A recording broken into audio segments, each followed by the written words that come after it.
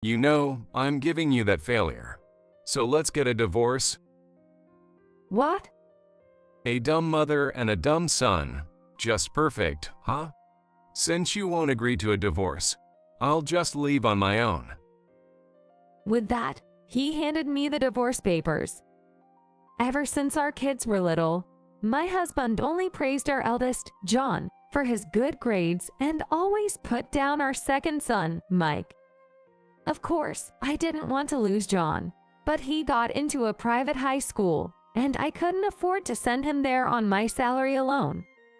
It was an utterly unacceptable situation, but I had no choice but to accept it. And so, life with Mike began. He's not interested in the mediocre and failures, huh? He actually said that. It's okay. You have hidden talents. Just you wait and see. I said, raising Mike to be someone to be proud of. Then, 7 years later, a man came to visit me. It's been a while. 1,000 employees, huh? That's incredible.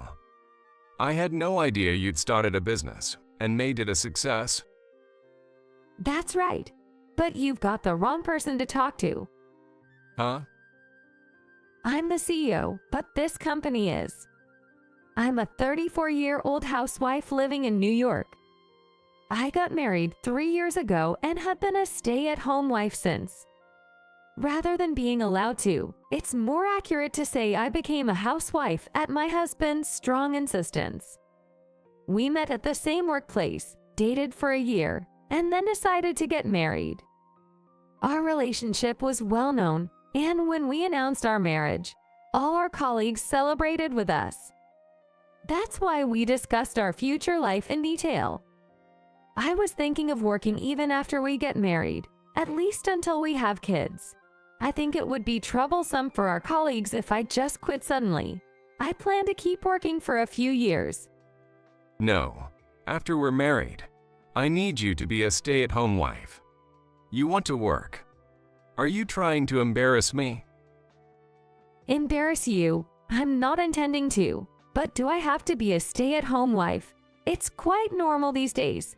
Many young couples both work, and there are even those who return to work after having kids. Working even though we're married. It's like saying my earnings are bad. Everyone at work, the neighbors, my friends, they'll all laugh at me. That's out of the question. Indeed, some people might think that way. But I wished he'd look at the reality rather than what people might think. We don't work for a big corporation, so our salaries aren't that high. We could live on my husband's salary alone if we don't live luxuriously. We talked about wanting kids, and it would be better to have as much savings as possible for the future. I thought my salary could go entirely into savings if we could live on my husband's salary alone. But he prioritized his pride over our life together and refused to live as a dual-income family. But considering the future. If you really want to work, quit your current job and look for something you can do from home. That way, no one will know you're working. It's not that easy. Since we can live on my salary alone, there's no need to be so selfish. That was true, but I wasn't just talking about the present. Before we got married, he was really kind, and I never thought we'd have such a problem right after getting married. I regret a bit not discussing more about the future before deciding to marry. But it's too late for regrets, and I can't continue working if he's so against it. We weren't in a hurry to have kids anyway, so I decided to take my time looking for a work-from-home job. The financial issue could be resolved little by little. That was my initial thought. Then, about half a year later, I found a work-from-home job, and I've been busy every day, balancing it with housework. I'm home. Hi there, guess what? It looks like I'm pregnant. Pregnant? Yes, it means we're going to be a family of 3. I'm so happy. I had wanted to wait a bit longer before getting pregnant, but I was truly happy. I had heard stories from other expectant mothers, so I knew it would be tough going forward. But the joy of finally being pregnant with our long-awaited child was far greater. The first part was tough with morning sickness, but I wasn't too badly affected physically, so I managed to keep up with the housework. My husband was busy with work and seldom helped out or showed much consideration for me, but somehow we managed, so I didn't see it as a huge problem. After our first child was born, life with our adorable baby was truly enjoyable, but at the same time, I personally experienced the difficulties of parenting. I'm going out for drinks again tonight, so don't bother making dinner. I'm off tomorrow, so I'll probably be back in the morning. Hey, you've been going out a lot lately. Don't you think you should spend some time with our child? I'm exhausted from the nightly crying. I have to always watch the baby and do the housework. No matter how much time and energy I have, it's not enough. You just do whatever you want. It's unbelievable. Going out is part of my job. You can't restrict me. Besides, I'm spending my own money, so you shouldn't have any complaints. Parenting is the mother's job, so fulfill your duty. As a mother, I understand I have a responsibility to raise our child. But that responsibility also lies with my husband, the father. Why should only the mother be responsible for parenting? Both parents have an equal responsibility to raise their child, and having a job isn't an excuse to neglect that. I have housework, but I'm also parenting, so I wish my husband would participate in parenting despite his job. But no matter what I said, my husband continued to act selfishly. This is where our marital troubles began to worsen, and then I found out I was pregnant with our second child. We hadn't been intimate much, so I was very surprised by the pregnancy, but the thought of having another child was a happy one. However, my husband said, We can't afford to raise a second child. It might be harsh, but wouldn't it be better if it went to heaven? Wait, are you telling me not to have the baby? Don't joke about this. It can't be helped. We don't have the time or the resources to raise 2 children. Face reality. It's our responsibility since we made the child, so we need to take responsibility and raise it no matter what. If you cut down on your hobbies, like cars, going out, fishing, and golf, we could easily find the funds to raise a second child. I yelled at him loudly after this statement. Enough with the jokes. What does he think about our children? I won't allow him to refuse to have our child for selfish reasons. After a big fight with my husband over this, we barely spoke, but I went ahead with the pregnancy against his wishes. The second pregnancy was physically harder than the first, and the days were mentally tough, but seeing my child's face after giving birth made all the hardships disappear. Like with the first, I vowed to raise this child responsibly. As they grew, they quickly became elementary school students. I'm home, Mom. I'm back. Hi, both of you. How did you do in school? No problems at all. I got A's in all subjects. Well done. I didn't do so well. I tried, but I'm just not good at studying. I never intended to compare my children. John has his strengths, and Mike has his. I never wanted to favor one over the other, but academically, John was more gifted. Despite not studying much at home, John's test results were perfect. At parent-teacher conferences, I heard nothing but stories of his excellence. However, despite Mike's efforts, his grades weren't as good. But I saw him working hard on his homework and studies every day, and I wasn't focused solely on the results. Both of you did well. It might not have turned out as hoped, but results aren't everything. Let's try again next term. Though getting straight A's is truly amazing. It's because you're always so lenient that he doesn't improve. If you can't get good grades, don't you think that's a failure? That's why I said we shouldn't have had him. Hey, don't say things like that in front of the kids. But it's the truth, right? John is so smart, but Mike. Maybe it's because he was conceived when our marriage was starting to fail. Maybe he's not even my child. Maybe that's why he's a failure. Don't joke around. There are things you should and shouldn't say in front of the kids. They might still be young, but they are already elementary school students. They are old enough to understand what their father is saying, and I felt a deep anger towards my husband from the bottom of my heart, but I couldn't let the children see us in a shameful argument any further. I tried to stay calm, but lately, these kinds of remarks have been increasing. My husband judges our children solely based on their results, and Mike has been hurt by his words. Of course, John said he didn't feel good hearing his brother being criticized even though he was praised. Dad, I just happen to be good at studying. You have to acknowledge his effort. If the results don't show, then the effort means nothing.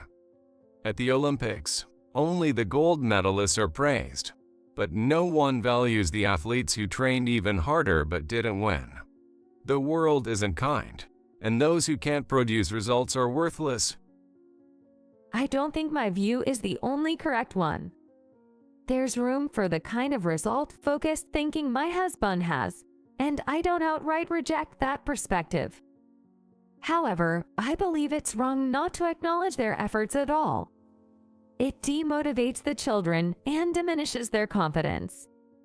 Then, even a child who could have been encouraged to try hard might end up not trying at all. To avoid making them feel like their efforts are meaningless, I continued to care for Mike's emotional well-being. However, You know, I've been thinking of putting that kid into an institution. I don't plan on wasting any more money on someone who can't even bring home decent grades. what? I was shocked by my husband's son's suggestion, but it seemed he was talking about Mike. Putting him into an institution. What is he thinking? I would never do such a thing. It's true that Mike's grades aren't as good as John's. But there are things you should say and things you shouldn't. Doesn't he understand that as a human being? If there were truly insurmountable reasons we couldn't take care of him, I'd understand. And it's not that I think putting a child in an institution is abandoning them. There are various circumstances where people who want to take care of their children themselves can't. But my husband's reasoning is just selfish and utterly unacceptable. What does he think about his own children?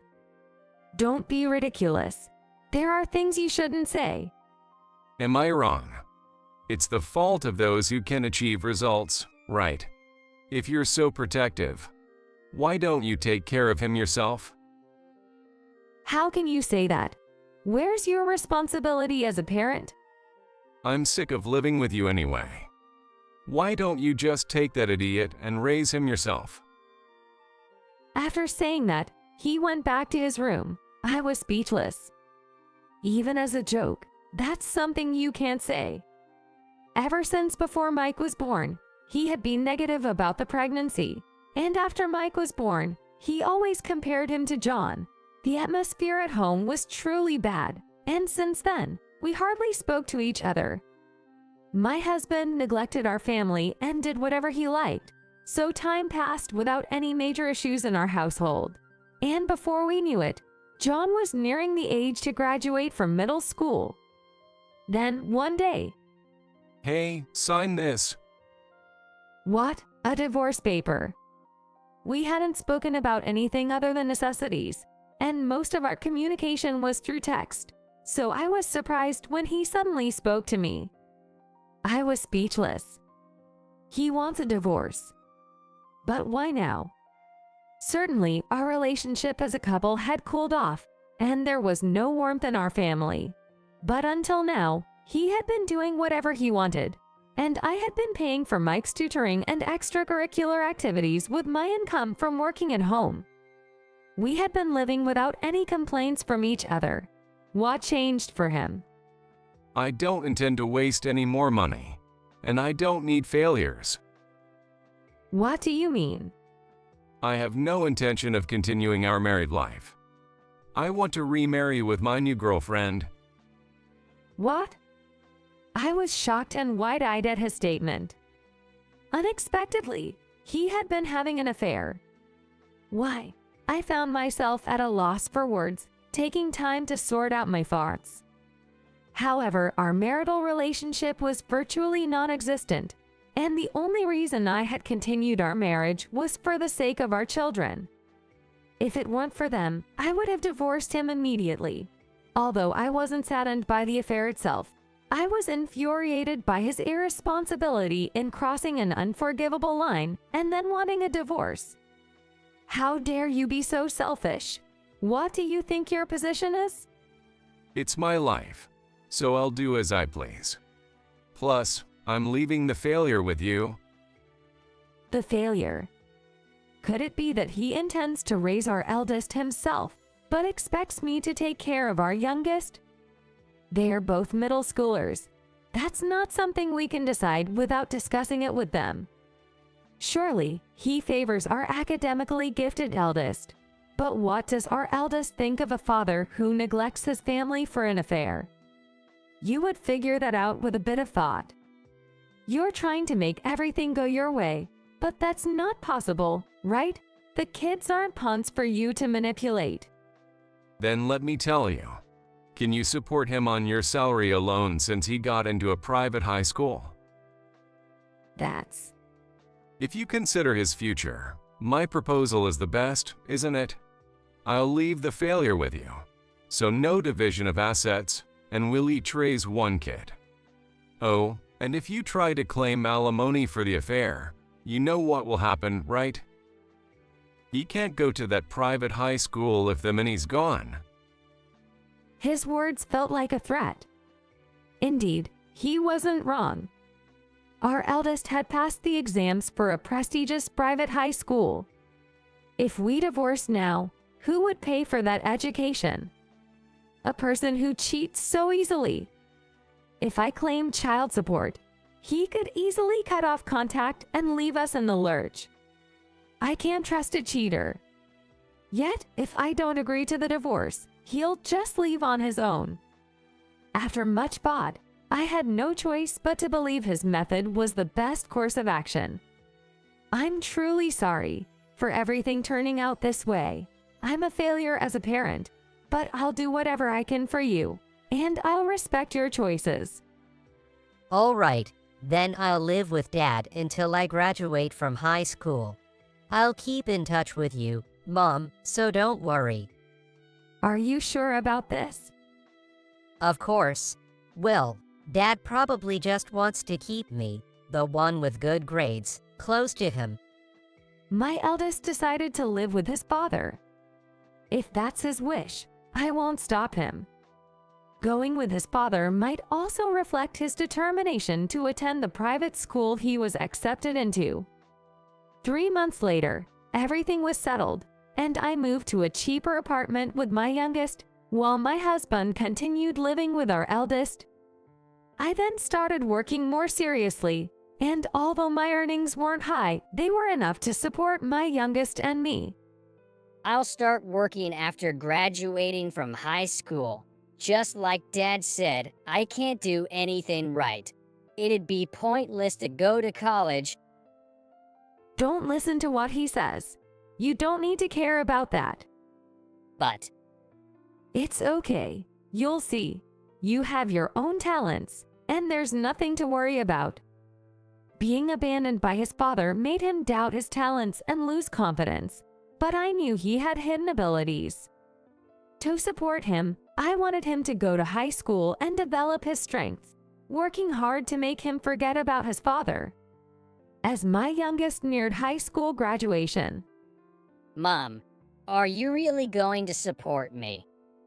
of course, you have talents, so work hard to develop them. I'll take care of you to a certain extent and clean up any mess, so don't worry. Okay, I'll give it a try. After high school, my youngest started working as a freelance engineer. Ever since elementary school, he had a real knack for science and math. However, despite his exceptional skills in these areas, his overall grades were below average because he didn't score well in regular tests. My ex-husband never looked closely enough to see Mike's unique talents and looked down on him as a failure, but I knew better. After middle school, I enrolled him in a high school with a focus on engineering. There, his talents flourished, and he gained enough skills to be considered more than competent as an engineer before even graduating. I just landed a really good project. Really? That's awesome. I was also asked by a previous client to work with them again. It's been super busy, but every day is fun. I was really happy to see my younger son, Mike, so lively and thriving as an engineer. It was a matter of pride for me too. Eventually, Mike built connections with various companies, and soon, he had too much work to handle on his own, so he started delegating tasks to fellow engineers. That's when I started a company to take on IT projects, managing the business myself. Before I knew it, 5 years had flown by. One day, Ma'am, there's a visitor here to see you. Did you have an appointment? an appointment. No, I didn't. I hadn't scheduled any visits, so I was a bit put off. Who could it be? But then, the moment I heard the visitor's name, I felt a chill. Still, it wouldn't be right to just send him away, so I asked to have him shown to my office. It's been a while. You're doing well, I see. Here, I brought some treats for you and your staff to enjoy. To my surprise, it was my ex-husband, someone I neither wanted to see nor hear from. The shock of hearing his name and then seeing him in person was something else. I guess he had heard about Mike and me running a business and decided it was time to come back into our lives. Really, after all this time? What do you want? I have no business with you, and I didn't want you to come. Don't be like that. We haven't seen each other in so long. Let's at least have a little catch-up. Are you running the business all by yourself, or? He hadn't apologized for leaving us or for the divorce. It seemed like he thought enough time had passed that everything was okay now. But no apology for his past actions. It seemed he hadn't learned or reflected on anything after all this time. I was quite disappointed. If he was going to bring a peace offering, the least he could do was apologize for his actions. But perhaps he still thought he did nothing wrong. Either way, I was appalled.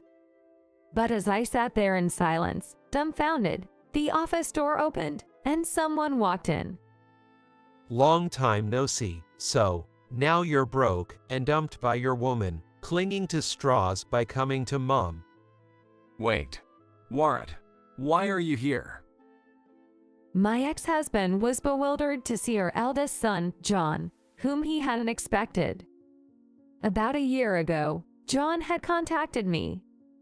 He said that he was now estranged from his father, who had no job, had been left by his second wife, and was drowning in debt. I don't understand. Why? I called him here, thought it was time for a long overdue reunion. What? And to think, I was the successful student you thought would become your ATM, but you were betrayed by me, lost your job because of an affair, got sued for alimony by your next wife, and now you're in debt. How does that feel? What are you trying to do here? Initially confused, my ex-husband's confusion quickly turned to anger. When John first reached out to me a year ago, I was shocked. I knew he had planned to cut ties with his father after graduating high school. This wasn't surprising to hear, as it was something I was told at the time of our divorce. But what shocked me was what happened after. So, you went to college but dropped out because he opposed what you wanted to do. Yo, even after he paid for my private high school and college, Quitting was unthinkable to him. But I was drawn to the job I had been doing part-time, and the company offered me a full-time position. I didn't need college anymore. All I did was for your own good. How is that wrong? After everything I've done for you, this is how you repay me. You have no right to complain. I don't want to hear anything from someone who abandoned their family. And if you're so into tough love, why did you only invest in me? Thought you only had one son, huh? John's direct confrontation left my ex-husband speechless. It turned out, after investing all his hopes and resources into John, they ended up estranged. It was a failed investment with no returns, just like a bad gamble. A year ago, when John decided to leave his job and inform me about his father's situation, I was taken aback. Just when we were looking to expand our business, and given that my eldest son had experience in IT sales, I decided to have him work with us. And today, my ex-husband showed up. So, what brings a man who easily betrays his family here now? Thinking you can get a piece of the success you once looked down on is quite audacious, isn't it? Well, no one's going to clean up after you. Someone who's only acted for their own benefit throughout their life has no right to expect help now. You've always been selfish, so it's about time you take responsibility for yourself.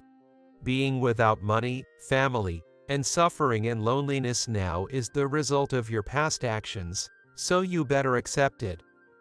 My ex-husband, faced with the hard truth from our son, clenched his fists and glared, but couldn't come up with any rebuttal. John probably knew he would be used for what he could offer in the future. Despite being children of the same father, the treatment John and his brother received was markedly different. John was praised for his achievements and good grades, while his brother was constantly put down.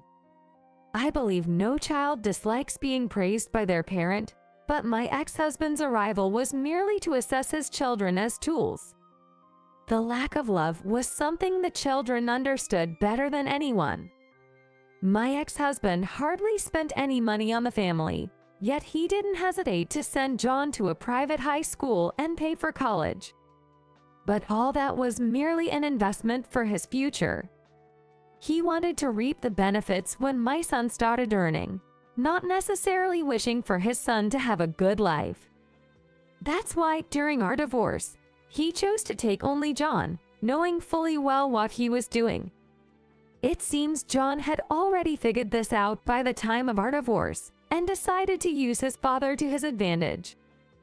You might think you're heading for a hellish life, but that's none of my concern. You're going to struggle, but good luck with that. I didn't come here for you. Shut up, traitor. Well, you came to see me, right? So, what do you want? After everything, I've reflected on a lot. And you haven't remarried, right? You must be worried about your future. So I thought, maybe we could get back together. Get back together. It's astounding how audacious that sounds. I wish he would stop joking around. I've been thinking, shouldn't an apology come first? The lack of an apology, coupled with the audacity to suggest getting back together just because I haven't remarried, as if doing me a favor, is infuriating. Who does he think he is? Becoming a company president must have made me look quite attractive to you, huh? But let me make it clear, I have no intention of getting back with someone who betrayed us. Don't get it twisted. I want nothing to do with you for the rest of my life. No matter what, I have no plans to involve myself with such a person. Don't be mistaken. I can live perfectly fine without him, and there's no need for me to show him any pity. I can trust you as a person, and once someone betrays me, that's it. It's your life, so take care of it yourself. You don't have to be so harsh. We were married for over 10 years. Have you forgotten that? After you destroyed a relationship of over 10 years with your selfishness, there's no going back. You chose to leave us. So if you have regrets, blame your past foolish decisions. With that, I called security. My ex-husband kept begging until the very end, but eventually, he was escorted out by security. I didn't let my younger son meet him due to the trauma, but when I told him about the visit, he laughed. It must have been satisfying to get even with someone who had looked down on him. While I handle the business side of things, it's my younger son who scouts and trains talented engineers. And my eldest son secures big contracts one after another. Now we've grown into a large company with over 1,000 employees, managing the business as a family. As for my ex-husband, he was kicked out of his apartment afterward, disdained by his parents, and now lives a day-to-day life through odd jobs. No one's willing to help someone like him, and he'll continue to struggle, but it's entirely his own doing. He can spend the rest of his life regretting his actions. I plan to keep valuing my family and living our best lives, and protecting the company my sons and I have grown together, and striving every day